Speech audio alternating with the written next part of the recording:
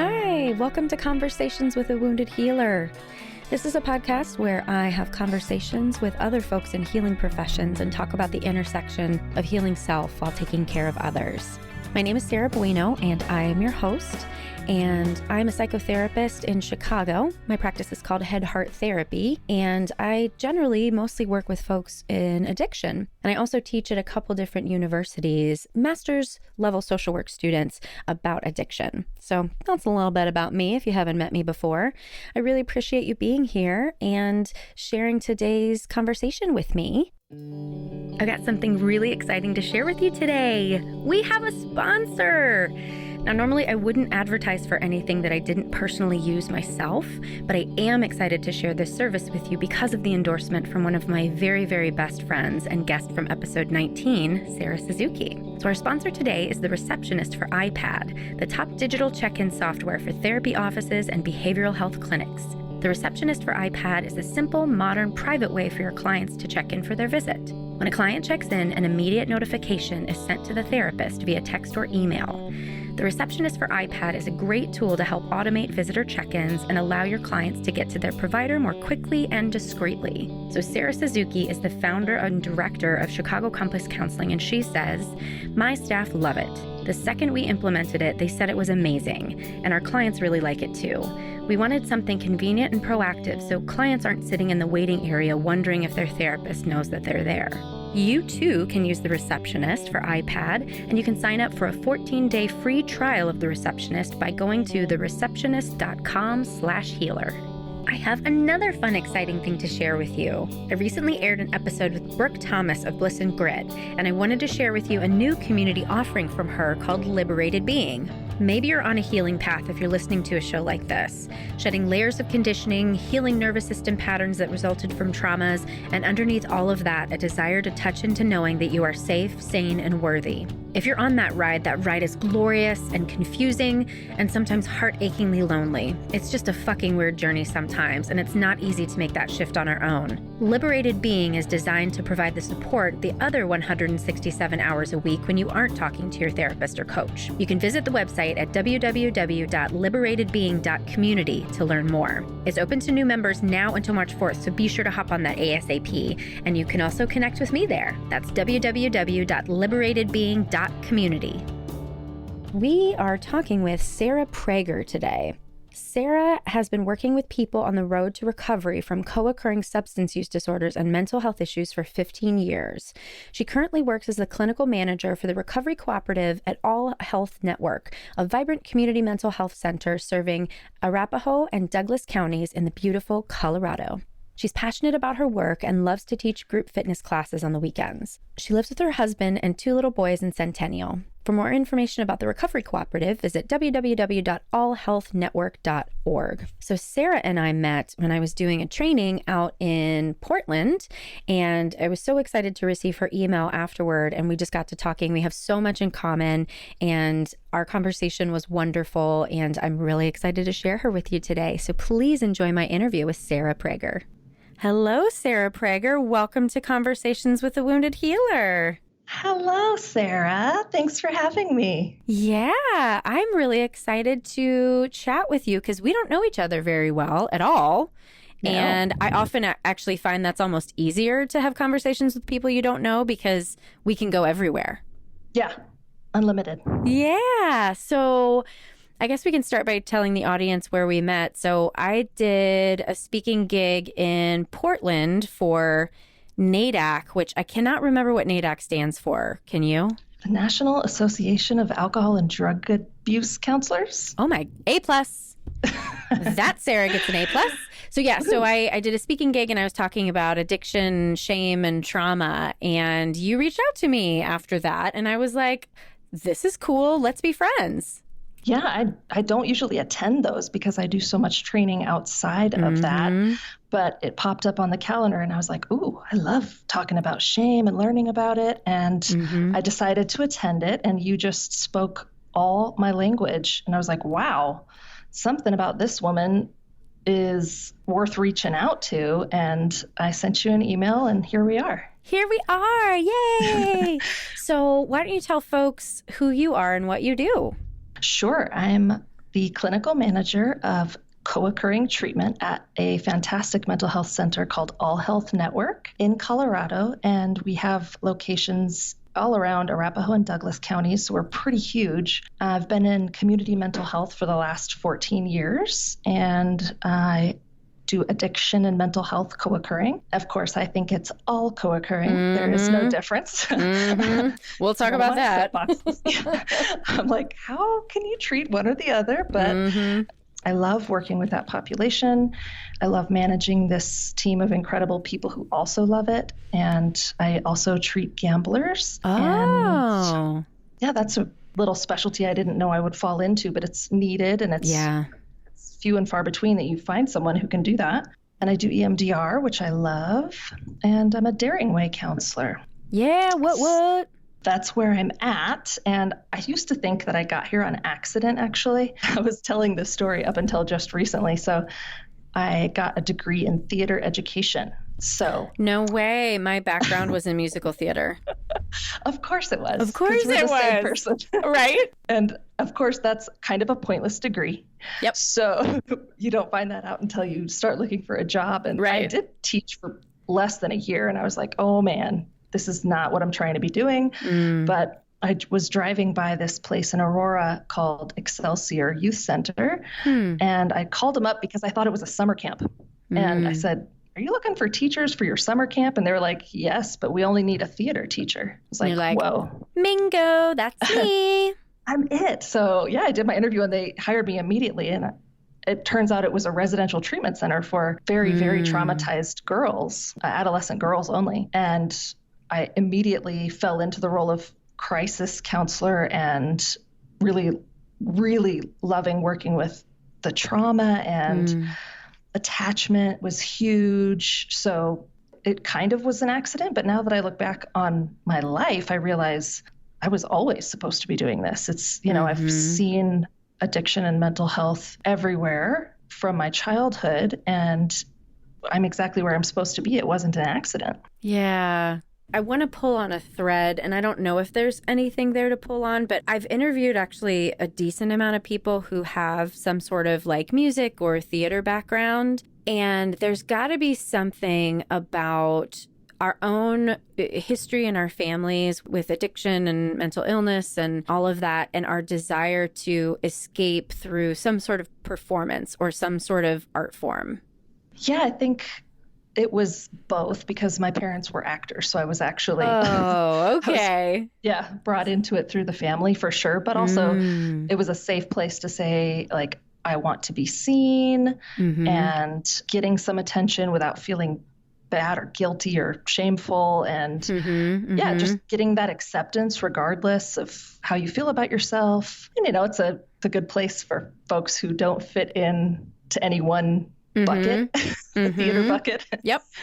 Yeah, so we definitely had the theater and show choir weirdos. Exactly. Yeah.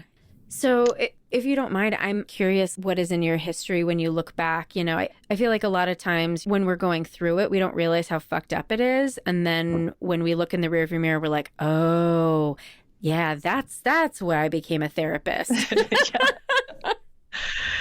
I had that exact feeling about an uncle that I had when we were growing up. He was just like, wow, he's got so many crazy stories. He's awesome. He was working on ships and getting into fights, and he got kicked out of a few countries. Like, don't come back. Okay.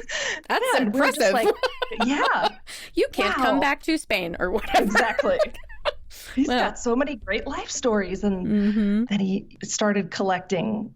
It sounds like he amassed a collection of weapons for the end of the world, maybe, and he was completely isolated. And it turns out he had some major personality disorder happening. And I think there was some bipolar happening, because he would go into manic episodes that we all thought was just like, oh, wow, cool, crazy activities. Yeah. And that's not what it was. Major manic episodes that were very dangerous. And he ended up, we think, overdosing, and no one knew he died. So he was there for a while in his house, and someone found him a lot longer. So it was really tragic and sad, but had no idea until here I am as a therapist looking back going, oh, that's what mania is. got it. I have this curiosity about the aging narcissist. Because you said personality disorder, and I don't know which one he had, but I feel like there's a connection with narcissism and paranoia as they age. Oh, yeah, for sure. I don't know your politics, but I'm going to guess that you also do not like Donald Trump. And we are in agreement that he is a flaming narcissist, amongst other things. But my dad was like so much like him. And I see so many similarities between Trump now and my dad after he had had his stroke, and this level of xenophobia and paranoia that, like, you know, when you say your uncle is collecting guns for like the end of the world, my dad, same thing. He was like, oh, there's going to be a race riot. And to his credit, he did live in a predominantly African-American neighborhood. So he was the outlier there, which could have certainly created some fear in him. But there's no fucking race war happening. But he had a bunker. He had a bunker in his home with tuna and toilet paper. And that's what you need. Right? And like, of course, you know, me and my brother were like, you're fucking nuts. But I don't know. But you seem to resonate with that idea of like the aging narcissist and paranoia being a thing. I see a lot. He was absolutely paranoid to a really extreme level. And I think if that personality disorder fits narcissism, paranoia goes into it with most people that I see. I see that symptom in most folks who would qualify for that personality disorder. And I look at all personality disorders now as just a severe attachment trauma. 100%. Yep. We're kind of working towards like, let's not label it for a while. Let's just say we're working with someone's really struggling with attachment wounds. Right. So I don't know what those were for him. And my grandparents are no longer here, so I can't find out. I'm kind of curious. My dad did not have it. I really wish there was some way to go back and get answers. Yeah, like my parents are both passed away, and there's only a few family members left who could give me information, but they can't give me the information that I would need as a therapist to like really be able to kind of uncover a lot of these things. But it's so fascinating to be able to kind of go back in history. Like my mom kept journal after journal after journal, and so I can read some things and get a lot more understanding of her trauma and, like you said, attachment. Oh my God, that's everything. Have you heard of NARM? And if not, get excited. No. Okay. Okay. I've been talking about this forever on the podcast because I'm totally obsessed with it, but it's neuroaffective relational model, and it's all about developmental trauma. And it's a bottom up, top down process. And I swear to God, it's a divine download that when you're working with someone, you can literally see their ego reorganize itself while you're doing therapy. It's incredible. If you have a training anywhere near you, anywhere in the future, go. I'll look it up. I feel that way about IFS and parts work. It's very, very there. Yes and no. I think there are similarities to it because one of my therapists is getting trained in it as well, and she's like, this resonates with exactly, kind of overlaps with everything that she knows about IFS. And to me, it also gets at shame, because my frustration with Brené Brown's work has been I want to be able to take it deeper. You know, I've been using it for so long, and it's like there's other stuff here that's not being talked about. And like denial, we really need to talk more about denial, and then getting at how shame is formed in early attachment, not just from the cognitive place where we understand it, but from this physiological place. And that's what NARM does. And it's like, holy shit. Nice. So I'm curious. I have to ask you a question. My mom had serious attachment issues as well. She grew up in a very, very abusive situation in multiple ways. And I want to empathize, and I totally value that she broke that cycle somehow. I'm not sure how, but then I come to a point where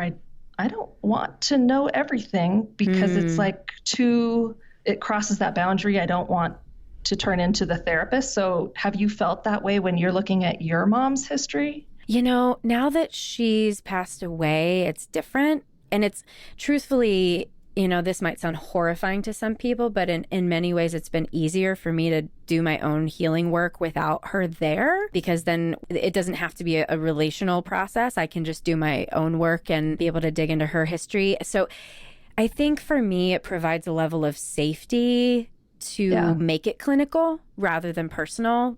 That makes sense. And it's easier for me to be compassionate with her when I'm not coming from the place of like, you didn't give me what I needed. And that's something that NARM really helped me do it's funny. My dad was always like, he would have been the identified patient in the family because he was a narcissist and clearly an asshole. Like there was no one would disagree that my dad was an asshole in his heyday. And so the finger was always pointed at him. And I spent so much of my time being angry with him. And then once I became a therapist and realized the covert ways that codependency and being an adult child of an alcoholic really, how that behavior manifested in my mom, then I was like, oh, bitch, nah. I've been blaming my dad my whole life, but you are responsible for this too. Now that she's gone, really allowing myself to be angry with her because it wouldn't have been safe to be angry. And it certainly wouldn't have been fair to be angry at her because she did do the best that she could. Mm-hmm. But yeah, NARM like gives space for that anger to be there. And yeah, I could go on and on forever, but we can talk about you more. I just feel that it's the same thing with parts. It allows me to have a lot more empathy and compassion for myself and acknowledging my own parts. Yeah. And in identifying other people's parts, even family, clients, everybody, it's like, wow, it's the whole person is not an asshole. Right. But there's a part of you who's really pushing against me right now for some reason. Right. Not the whole you, but there's a part that's got some big wounds, and it just has reframed the way that I see everyone so beautifully. I just love seeing people in that way. Well, it makes it easier to live, right? Like if I go around thinking that people are assholes, I'm going to be a lot angrier. Whereas as if I think like, oh, you're just hurting. And it's interesting because I'm trying to take this space of, I don't want to spiritually bypass and not experience anger because I think I have a tendency to do that. So for me, it's like this healthy balance of, can I create a space for anger to be there and be safe and process this and still believe that you're a human being who is just hurting? Right. And I don't know about you, but I need space, I need distance, and I need privacy to be able to give the time for those emotions to happen. Anger, grief, the really hard ones, because I mean, I'm a parent, I have a toddler and a 5-year-old. And wow. And I'm, busy in my profession, which I love, but that's, part of the reason why I dipped out for a week to Tahoe is like, okay, it's time, experience everything. And it was great. I think it's really important, especially for women, to plan that and allow for it and foster it, let it happen. I know. And I do really struggle with creating space. I'm at the point right now where I think I need an administrative assistant, and I'm terrified of giving over my calendar. But literally the other day out of my mouth, I said, well, I'm not doing a very good job of managing it, so I bet someone else could do it better. And I literally put my hand over my mouth like, who said that? But it's for me, it is a big struggle to make time, right? Like I have my self-care planned. I meditate, I go to the gym, I do all these things. So I have it all there, but that space just to experience yourself, that's hard. Yeah. And it's not accepted in many circles. I actually got shamed for being there by my host. What? No. What happened? I got an Airbnb. And I know, that's what my husband said too. She was just older and, wasn't coming from the same place I was. And there was a lot of judgment. Like, why are you leaving your kids to come out here by yourself? She wrote me a note that was like, a vacation is no replacement for a happy home. Dang, what? Judgy. Please tell me you left a review that was like, hey, I understand, and this was not cool. Yeah, I said it was hurtful to be judged for trying to be mindful. Yes. I was trying to, take the high road, and I feel okay about that, but it was a good learning experience. Like, even when you're trying to take care of yourself and do the right things, you have to also be prepared for people to think that you're self-centered or selfish or not a good parent. And if you're, I can rebound from that pretty easily, but I was a little shocked. Right? Oh my God. I don't know what. See, my shame reaction tends, especially when it's people judging me for my choices, my shame reaction is to shame right back. And it's something I have had to do a lot of work on to shut my mouth before I just release the venom. But wow, that's, ugh. all my therapist friends are like, yes, that's awesome. I should do that. You should do that. We should all do it. But it's hard to remember that not everyone is in this realm that we live in. Oh, right. One of my therapist friends was like, we've lost the ability to speak human at some point when we become therapists. Right. Yeah. Because how long have you been in the field? 14 years? 14 years, yeah. Yeah, for me, it's a decade. So it's like, yeah. And all of my friends are therapists, and my husband's now a therapist. So I actually feel like right now at this time in my life, I'm being called to open up to friendships with people who are not therapists, but are still on that spiritual path. Right. It's hard to find them. Yeah, I have the opposite. All of my friends, I love the people at my job, but my friends personally, none of them are therapists or anywhere close to it. So I get to have really cool conversations with them that have nothing to do with it. And my husband is absolutely not a therapist. Really? What does he do? Oh, I don't know, businessy, real estate and construction, things that are just not my jam. We're complete opposites. But that's really nice to have. I can sometimes not imagine coming home and being like, wow, we're going to be emotionally vulnerable at here too, and all the time.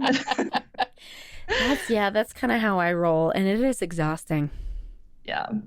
I mean, good for you. If you guys are killing it at therapy at home, at work. And I don't know. And I had this conversation with one of my listeners. Hey, Rachel, we spoke yesterday just about this, like, this insatiable need to like constantly be doing the work and then trying to balance at the same time, like taking a break from that. And she was like, yeah, I tried to read a novel and I just couldn't. I couldn't care less.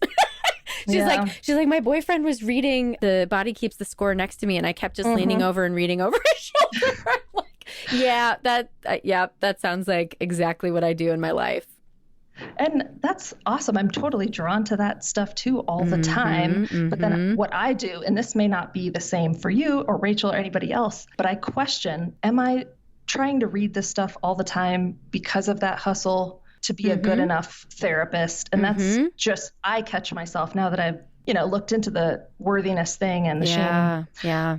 You can't unlearn it, right? Right. So now everything I do, I'm like, wait, am I doing this because I want to, or am I hustling for my own worthiness? Right. And it's a question. Yeah, no, I think it's a fair question to continuously ask ourselves for everything, right? Like, what's my motivation for doing this? Because sometimes our motivation can start off being directly out of a wound and then can turn into something that's like, no, this is actually my authentic self. I got here in a weird way. I just think about the way I present myself in the world with like crazy colored hair, mohawk, and tattoos. And, initially, because I've been talking about this in therapy with all the NARM stuff, I wasn't seen in my childhood because I was just a reflection of my parents and their own wounding. And so my desire to be seen and heard was insatiable. And still to this day, like that is the thing that will hurt me the most, is if you can't understand what I'm saying to you and you can't get on board with like how I'm moving through the world. But now it's, I don't have tattoos because I just want to show off or be out there. It really truly is me, but I got there because of some weird wounding. Yeah, no, I feel the same way. Yeah. Of piercings and tattoos. And at a very young age, I think the desire was just to be different. And there was a little, masochistic numbing associated with it, but I just wanted to be different. And now I can see that everyone's search for authenticity it takes all these weird paths along the way, and mine, that was part of it. I was trying to be authentic, but the way it looked was I just want to be different. And different is authentic in some way, but being authentic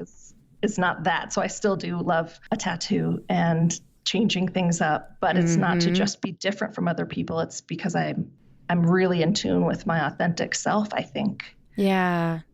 In that too, like this whole authenticity, and there's a space for authenticity to come in right now. And I find myself sometimes judging, whether or not people are being their authentic selves. And when I think back to who I was, I have so much shame about who I was as a teenager.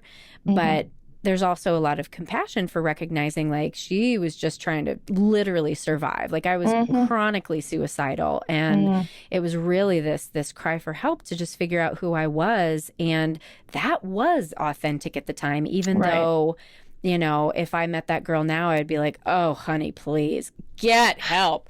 But it was authentic. And so I'm trying to like extend that compassion too when I see. So let me know if you understand what I'm talking about here. Actors with a capital A who, you know what I mean? Like they are acting all the time. And that's one of my biggest, I get so repelled by that personality because my superpower is being able to see the truth, whether you can see it or not in yourself. That's why we become therapists, right? And so when I see like, oh, there's just so much insecurity and pain underneath there, I like cannot tolerate that exterior, but I'm trying to be more compassionate. Obviously, like as a therapist, I show up very differently than when it's just like a regular person in my life. But yeah, of course. Yeah.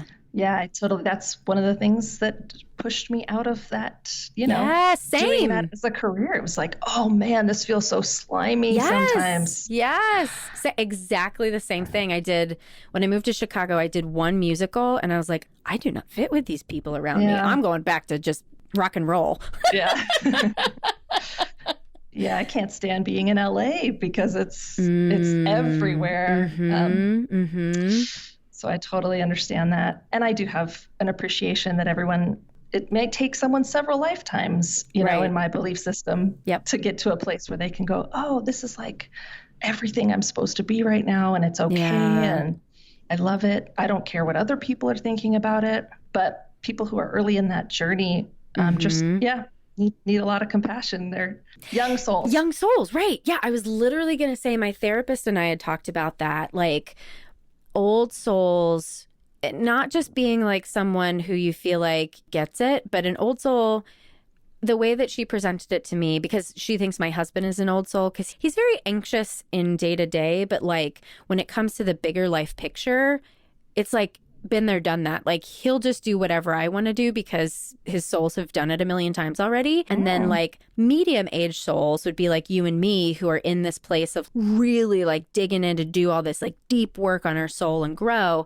And then young souls being like people like Trump or, you know, these actors with a capital A, you know, like trying too hard, right? To like present themselves in a certain way. You're dipping their toe in the life experience. And, you know, it's nice to see it that way. Like, oh, that's cute. Right. You're trying it out. Right. Have you heard of the story, The Egg? No, I don't think so. Okay. I'm going to send you this YouTube video. My brother sent this to me yesterday and I was like fucking weeping because it just like encapsulated everything I believe. And from what you've been saying, it sounds like you'll believe it too. But so it's a story written by, I think his name's Andy Weir, Weir. And it's a short story. And essentially this person dies and then goes to meet God. And God explains like, you are everyone and everyone is you. And once you then live all of the lives that are on earth, then you get to be born as a god. And it was just like, everything is me. This is all for me. Like, and because I'm everyone else, it was just so moving to me. I love that. It's very Eckhart Tolle, you know. You can't have love. You are love. Right. You can't have life. You don't lose life. You are life. Right. And I truly believe that. And I feel like part of what's healing in therapy is being able to change your belief system so that it's more supportive of health and mental health. And I don't know what that is. Like there's a leap of faith that we have to take to give up an old belief structure that's no longer serving us. Yeah. And I feel like what that feeling is like seeing that I am you and you're me. Right. And we're all exactly the same energy. That closes the gap. We're on different paths. We're on different journeys, but we share everything. We share all of our energy. Right. And that just helps me so much with compassion. And that's, I think that's what makes me cry so easily sometimes. Yeah. Which is crazy because I never used to cry. And then there was this time that it switched. Wow. And all of a sudden my heart is like open to anything that's emotional, which I'm grateful for. It didn't used to be that way. Wow. I'm sure it's part of spiritual awakening. Yeah, it feels like it. It's really interesting. Well, to take that and kind of pivot with it, with this question of, are you a healer in terms of the work you do? And also to what I'm hearing, and just from our discussions, it's not even the work you do, but it's just who you are seems to be this, I'm going to say healer, but I'm curious your thoughts on the word.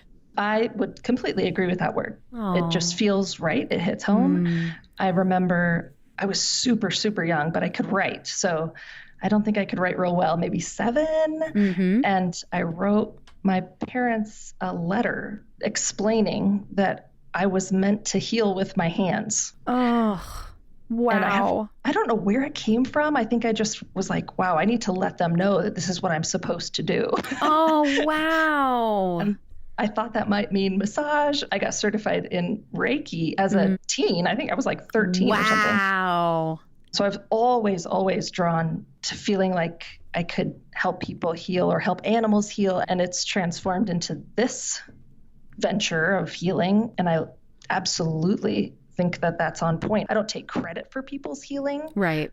But because I'm open to their healing and I hold space for them to do that, I think it happens and it's great. I love it. I feel it like very deeply when someone else is healing their stuff. It's very moving, and I think it's real. I'm so glad, because so many people don't like to associate with that word because of this fear of either aligning themselves with like gurus who then end up abusing people, or not wanting to take any credit. But I do think that there's a space where we have a right to step in and say, no, I am a healer. I have this gift. And truly everybody has the gift, but whether or not that's our life purpose in this lifetime, I think is just what determines who's a healer and who's not in this lifetime, right? But I love the word, and I want to associate with it. And so I think like part of the podcast for me is like, okay, can I say this? Because if other people say it, I can say it. So I'm just asking hundreds of people this question just so I can like affirm my own belief. It's all inverted narcissism at the end of the day, isn't it? No, it's this, I don't know. Sometimes we need permission to be as awesome as we are. Right. And that's from everything growing up in society and everyone telling you to play small and you're not good enough or whatever. And now you're at the point where you've arrived and you can say, actually, and I can say, I'm pretty cool at this. It's actually happening. I see it happen and I'm going to own it. And, playing small doesn't help anybody. Yeah. And I think too, because talking about like your experience of going to that Airbnb and having that woman tell you that there's no substitute for spending time with your kids, like, we'll get pushback from that. And I think the best thing that we can do as women in particular, because fucking divine feminine, we are about to rule the world. Like it is going to tip within our lifetime that women really get to step into our divine power in a different way. But I think those of us who are on the path to this and who are stepping into our power just need to continue to support other women in doing that instead of tearing them down for whatever reason. One of my friends on Instagram, she's another Daring Way professional, and she's shifted into this like wellness coaching world. And someone just went off on her about the fact that she eats meat, and it was just this like, it was this awful shaming bullshit. And my friend posted this on Facebook and was like, how do I respond to this person? And when I went back and looked at the post, so many people had stood up for my friend and said, you know what, like, Kelly is an amazing person. She does really great work. And I understand that veganism is your point of view and you're not wrong. And at the same time, there's no space for shame here. That's not okay. And so I wrote back to her. I was like, I don't think you need to say anything. I think your tribe did it for you. Yeah, it's been taken care of. Yeah. I'm always talking to especially women who are younger than me, but even women who are older. It's time for us all to be able to say how we feel when we feel it and not be scared. I'll have your back. You have my back. Yep. Set some boundaries. It is not okay for especially a man to belittle you or joke around, about you being a woman. Just say it. We have to be able to say it. And it's okay if they don't respond well. We can teach them. Right. They need to learn. Right, right. Have you ever watched the show Working Moms on Netflix? No, I see it all the time on my little queue. You would love it. There's so much about this, you know, moms trying to like make their way through the world in the business world, and, you know, how they show up at home and they are just so imperfect and hysterically imperfect that it's so worth a watch. Like, even not being a mother, I can relate to so many of the expectations, and it's great. I'll definitely check it out. But I completely agree that it is tipping, and I feel it, and I'm super energized by it. And, you know, it doesn't have to be this negative, radical, mean, angry thing. It's just going to happen because it's right. It needs to. It's time. I'm on board. Yes, ma'am. How about the term wounded healer? How do you feel about that? I also totally resonate with that. And I don't think I would have said that 10 years ago. I would have said, oh, you know, everything was fine growing up. Nothing horrible happened to me. And that's still true. Nothing horrible happened to me. Right. But now that I've done a lot of growing, and I call it growing in, not growing up, and identifying with my parts that are wounded, I can see that being poor and being made fun of, and being bullied, and having some mental illness running through the family, seeing some addiction running through, wanting to numb and not knowing how to talk about feelings. Those are all wounds, and they're all valid wounds. We don't, you know, we need people to tell us those are valid. It wasn't perfect. You don't have to pretend like everything was perfect. You know, there is no black without white. There's no growth without the wound. So we have to have it. We all have to be the wounded person. And there's no need to compare. You know, I hear all my clients are like, well, I wasn't sexually abused, or I wasn't hit by my parents, so I don't have a right to feel this way. And it's like, no. We all, everyone, literally everyone has some sort of developmental trauma. And so we all have a right to feel whatever it is that we feel based on our family of origin and our experiences. Yeah, I love sending that message, especially in groups, because you can see people holding back. Yep. You know, you got something to say right now. Well, no, it's not as bad as what they were going through. And you really have to send that message a lot. Like, everything that you went through is so valuable, and we're here to give you some empathy and give you some compassion. We want to, allow us to. Right. Yeah, I literally had that moment today. I do a group in a detox every Monday, and I love it. It's my favorite thing. And like, we talk about addiction and shame and all of that sort of stuff. And this person, yes, I had a good childhood. There was nothing wrong. And then, you know, I talked a little bit about the NARM perspective of everyone has developmental trauma, and it can be a failure in the environment to meet whatever needs you had at the time. And then this client said, you know what? I never thought about it, but I was the fourth child. So my mom already had 3 kids under the age of 6 and 2 dogs, and did it all by herself. Of course, she didn't meet my needs all the time. And I was like, yes, you get it. You get it. It's not about your parents being bad or wrong, but it's just a failure in the environment. And I hope that, you know, that person can take that and create some more space for examining the shame that could have been a result of this, blaming self instead of blaming this failure in the environment. It's just, I love it. I love it. Yeah, it's so hard to do. You feel so guilty about saying it wasn't perfect, but it's true. I have very vivid memories, just a few that stand out, but it's about not having new or brand name things. Yeah, so, like, just the comments, I remember sitting in class with these shoes that I knew came from Payless, right? But I thought they were awesome because they were new. So I thought I was like really hot shit. So I had new shoes, and some kid was like, hey, Sarah, where'd your mom buy those? Intentionally. Right. And I was like, oh, you know, somewhere at the mall. I don't know, where do rich people buy shoes? At the mall? Funny.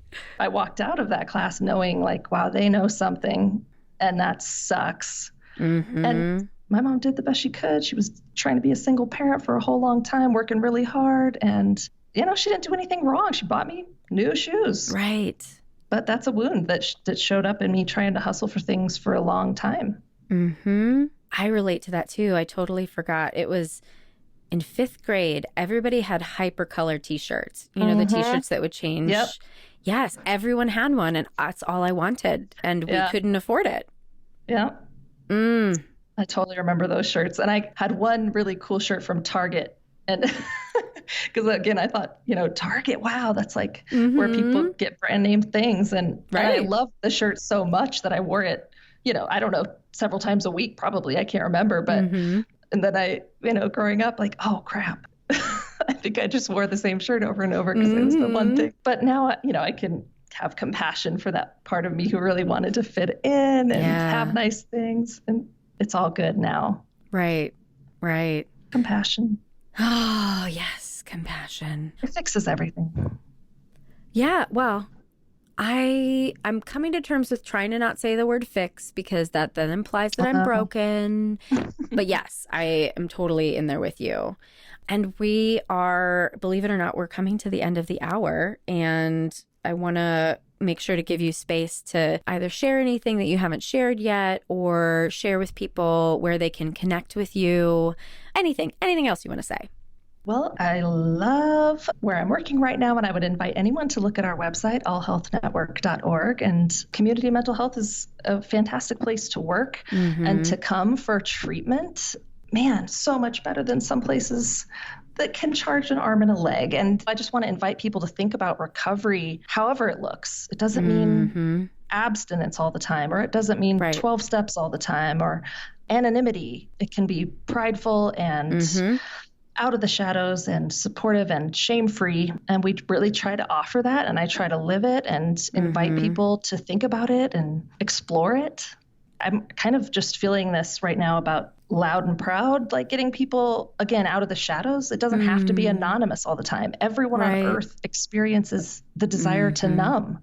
Yep. And they swing from anxiety to depression. We're all on both spectrums all the time. Yep.